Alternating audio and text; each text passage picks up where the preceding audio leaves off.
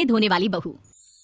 शादी के पहले से ही विभा को कपड़े धोने का बड़ा शौक था। कभी नल के नीचे तो कभी तालाब के पास। अरे मेरी नीली वाली लुंगी नहीं दिख रही है। विभा की अम्मा कहाँ रखी है लुंगी? अरे वो तो विभा ने परसों ही धोकर रखी थी आपकी अलमारी में, देखो वहीं होगी। वो ना मैंने आज धो दी, मुझे लगा कि गंदी हो गई होगी। अरे कैसे गंदी हो गई थी? उसे तो मैंने पहना भी नहीं। हे भगवान, इस लड़की के कपड़े धोने की आदत से परेशान हो गया हूँ मैं। जितना तो घर में राशन नहीं आता उससे कहीं ज्यादा डिटर्जेंट पाउडर का खर्चा है। इसकी शादी करवा दो, शादी जाए अपने घर में ही करे काम, फिर चाहे घर के कपड़े धोने हो या पूरे गाँव के। हाँ ठीक बोल रही हूँ, देखता हूँ मैं कोई लड़का। वो दिन भी आ जाता है जब विभा को देखने लड़के वाले आ जाते हैं। लड़की मुझे अच्छी लगी। होने वाली सास कहती है, बेटी अगर कुछ पूछना है तो पूछ लो। वैसे तो हमारी लड़की बहुत ही शर्मीली है, जो बोल दो वो मान लेती है, इसे क्या पूछना होगा। अरे कैसी बात कर रही हो माँ, मुझे इन लोगों के घर रहना है, सवाल तो कई है। हाँ हाँ बेटा पूछ लो ना, क्या पूछना है।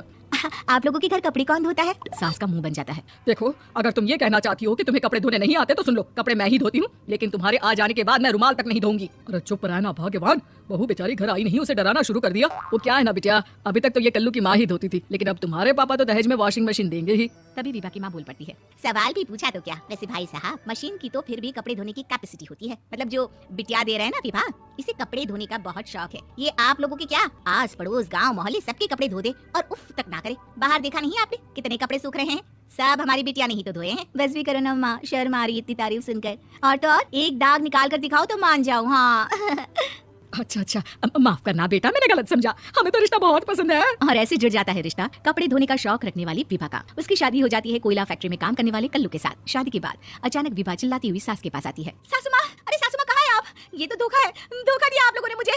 इस ससुर के चक्कर के बारे में पता चल गया। अरे तो उसमें तुझे क्यों धोखा मिला है? अरे नल में पानी नहीं आता, कपड़े कैसे कब धुलेंगे? अच्छा तू पानी नहीं आ रहा उसकी बात कर रही है? तो आपने क्या सोचा? कुछ नहीं।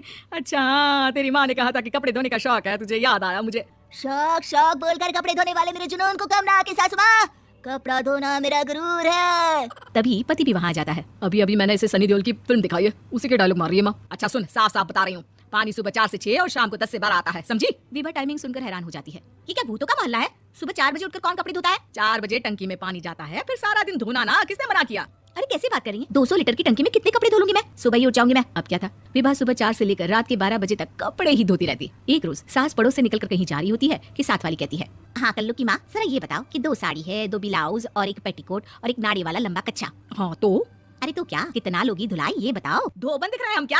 हमारे पति सरकारी नौकरी से अभी रिटायर हुए हैं और बेटा सुपरवाइजर है कोयला फैक्ट्री में। धोबन समझ रखा है हमें?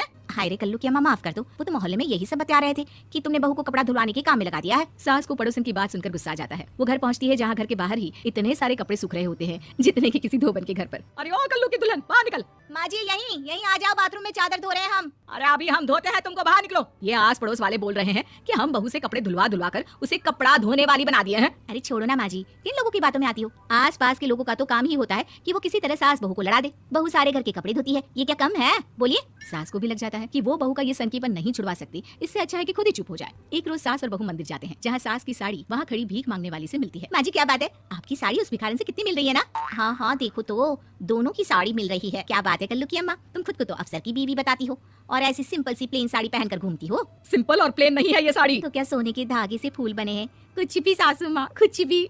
हाँ बने थे इस साड़ी में सोने के धागे से फूल। मेरे पति लेकर आए थे मद्रास से स्पेशली मेरे लिए 10,000 की। ताहे भाई साहब इस भिखारन के लिए भी सेम टू सेम साड़ी लेकर आए होंगे 10,000 की।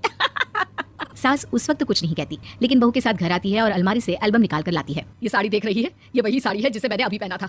इस साड़ी में ये जो चमकदार फूल दिख रहे हैं ना, ये सोने के धागों से काटे गए हैं, लेकिन तू लोकल वॉशिंग मशीन ब्रश से घिस कर सारे फूलों को निकाल कर साड़ी प्लेन कर दी। मुझे माफ कर दीजिए सासू माँ। और तो और, जब मैंने तुझे तेरी गलती के लिए कुछ नहीं कहा, लेकिन तूने तो सबके सामने मेरा मजाक ही बना दिया। क्यों? बहू को समझ में आ जाता है कि अब से उसका कपड़े धोना बंद।